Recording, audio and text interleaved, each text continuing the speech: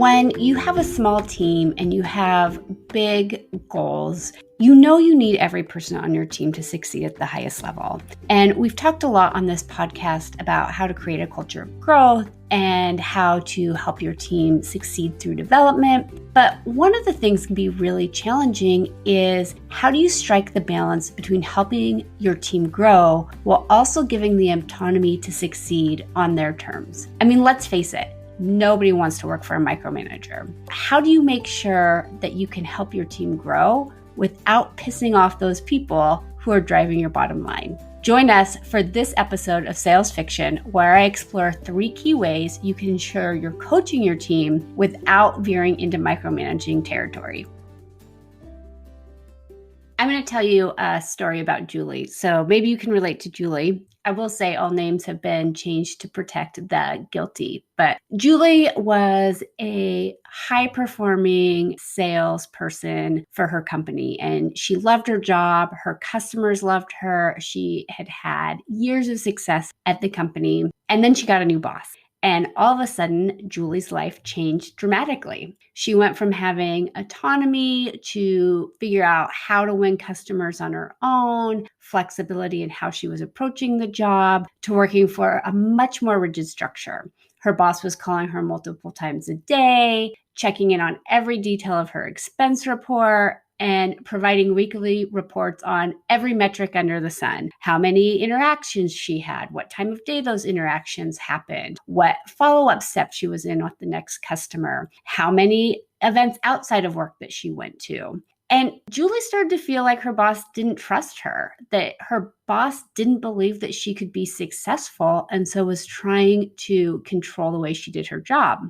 Over time, she started doing the things that her boss wanted to do and checking the boxes instead of focusing on her customers and the bigger picture results.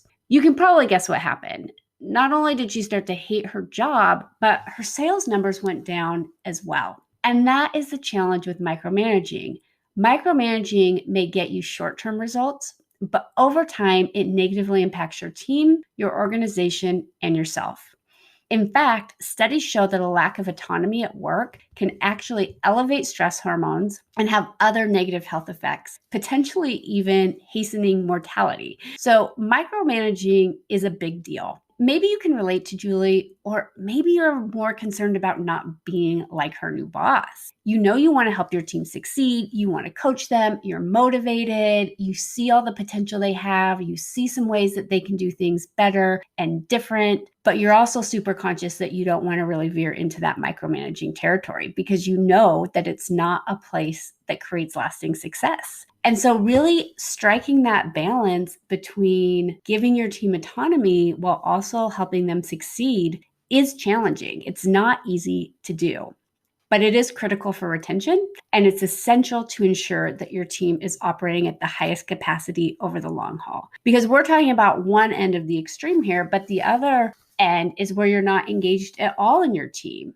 and you're not helping coach them and develop them. And that has its own dangers. It's a little bit like the 3 Goldilocks of how much coaching, how much support, how much involvement to do, and really trying to find what is that sweet spot. And it's going to be a little bit different for every team member. Team members have preferences. For sure. It might be different within your organization, but there are some things that you can do in the big picture to make sure that you are not veering into that micromanaging territory that can have negative impacts on your team. The first thing I want to say here before I go into the specifics, I want to give you 3 specific strategies to ensure that you're not veering into micromanagement, but I want to start big picture first. And when we talk about big picture, really what we're talking about here is the difference between being a leader and being a manager. Leading is focused on the big picture, the main vision, the outcome. It's about helping your team ask the right questions, think through problem solving strategically, and helping them identify the actions that are going to lead to success. It's about setting culture. It's about providing support. It's about providing tools and resources. Where managing is involved in the day-to-day execution of that vision. So people respect leaders and loathe managers because leading is about believing in your team and culture. Managing is about control. And The reason that people veer into managing and micromanaging, it actually happens when you don't trust your team to do the right thing. So you try to force them into doing things the way you would do them. Leading takes trust on both levels. You must trust your team in order to step back and lead them while giving them the autonomy to set the path on how they're achieving their goals. The danger here isn't just employee morale, but you also erode your team's ability to think strategically and creatively when you don't give them the space. The danger in micromanaging is not only with employee morale. Over time, if you're micromanaging, you erode your team's ability to think strategically and creatively, which ends up creating a lot more work for you and the team. Oftentimes, your team members might have a better way of doing something than you do. But if you're always hyper-focused on the details and trying to get them to do things the way that you want them to do them, you miss that. And not only do they suffer for it, but you suffer for it, and the company does too. The good news is when you focus on leading versus managing, you free up your own bandwidth to focus on the big picture instead of being caught up in the day-to-day execution of what each of your team members are doing.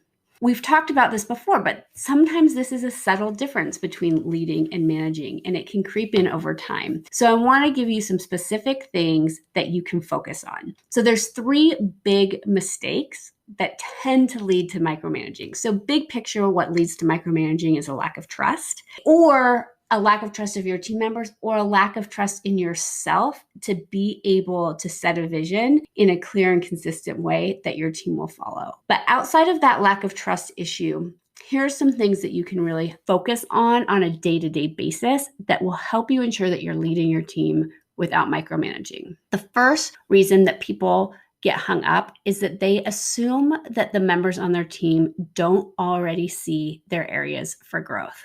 Most people are pretty self-aware.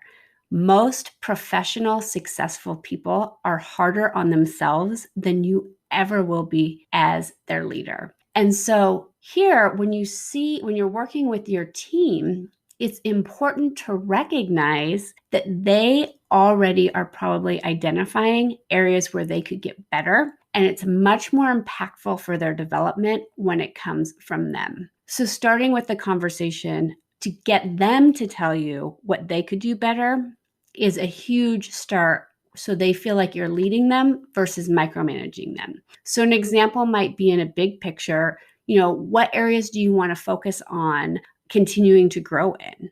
What areas do you see that you would like to have some improvements in? But you can even do this on a deal by deal basis. What do you feel like went well in that deal? How would you have approached that deal differently with hindsight?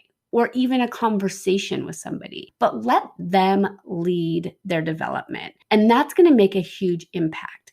90% of the time, they are going to come up with the exact same thing that you're thinking, or maybe something you didn't see, but once they say it, you're like, oh my gosh, you're totally right. And if they don't, then you can go ahead and add in your feedback, but give them the opportunity to self-reflect first before giving feedback. So let them lead their own development. That is the first step to helping them be successful. And partly that looks like helping them, giving them the opportunity to self-identify growth areas, to self-identify where things went wrong in a negotiation, to self-identify where they want to work to improve. People will surprise you. They're, like I said, generally pretty self-aware about this. They're going to be harder on themselves than you're ever going to be as a manager. More so when we talk about letting them lead their own development, have them set their own goals. Have them identify what they want to achieve. So a question I'm always coaching my clients to ask their team or asking their team for them is, okay, in the next 6 months, what do you want to focus on to be successful? What goal do you have for yourself for the last 6 months of the year? Okay, great. Once they set the goal, have them identify what are the strategic activities that are going to help you achieve that goal. What are the top 3 things you need to do on a daily, weekly, and monthly basis in order to achieve that goal? when they set their action steps, they're much more likely to follow through on them. And again, they might come up with some ideas you never would have thought of. So this is really important, and it helps you and them focus more on the result. This is a big mistake that leaders make when coaching sales teams, is that they have all of their statistics about, what conversion rates are and different activity levels and what needs to happen. And it's good to have benchmarks in terms of what we know from an activity standpoint will help people succeed. But if we hyper focus on that out of balance with what the result is that we're trying to achieve, it will feel like micromanaging. It's always better to focus on the outcome. Here is the goal that we need to hit in the next 6 months. Here's the goal that we need to hit this quarter. Here's your goal that you need to achieve this month. How they get there can vary. There are a lot of paths that lead to Rome.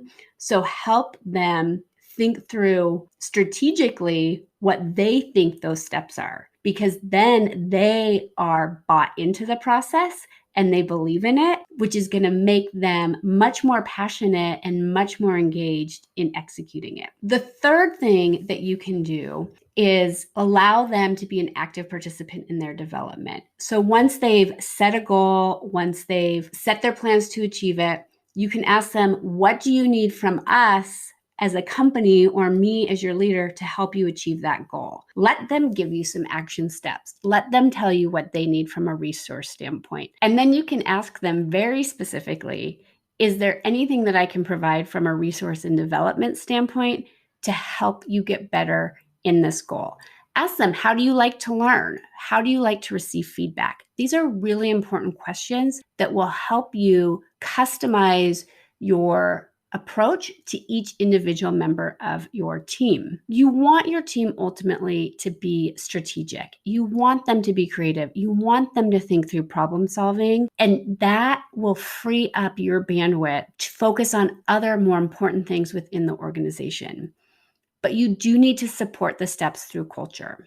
When we're talking about specific activities and we talk about those metric goals, there are activities that salespeople maybe procrastinate on. Things like cold calling, things like follow-up. And that's okay. Some of us are better at those than others. Some of us have days where we're more motivated than others. I think all of us do, if we're being honest. So how do you create a culture around the metrics? Creating a culture around the metrics is much more impactful than micromanaging each individual around the metrics. So for example, if cold calls is one of the activities that leads to your team's success, can you do your cold calls as a team on a weekly basis? So you're really reinforcing that cold calls is what we do and it's a part of our culture. Can you have them self-report their cold call numbers on a weekly basis? Can you have them set some cold call goals for themselves? But you can support that through the way you talk about it and the activities that you're doing. Ask about specific accounts and follow up. Help them be successful and think through their strategic priorities, but don't look over their shoulder on a day-to-day, hour-by-hour basis, because that's ultimately what is going to frustrate your team members. So to wrap up for this week, really the most important things that you can do as a leader to make sure that you are not veering into micromanagement is to really let your team lead their development. Let them self-identify what their growth areas are.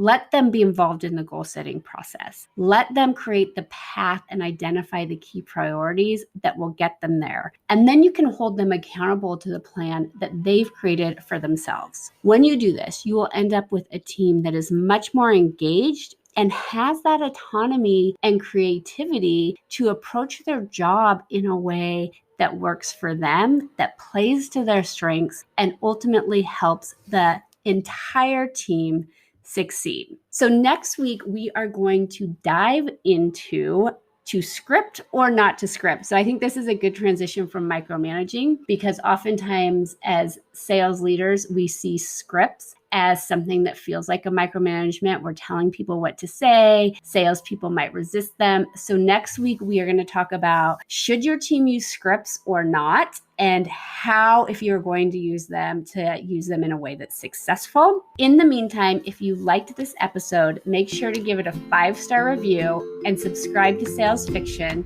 so you can get fresh episodes downloaded as soon as they're available.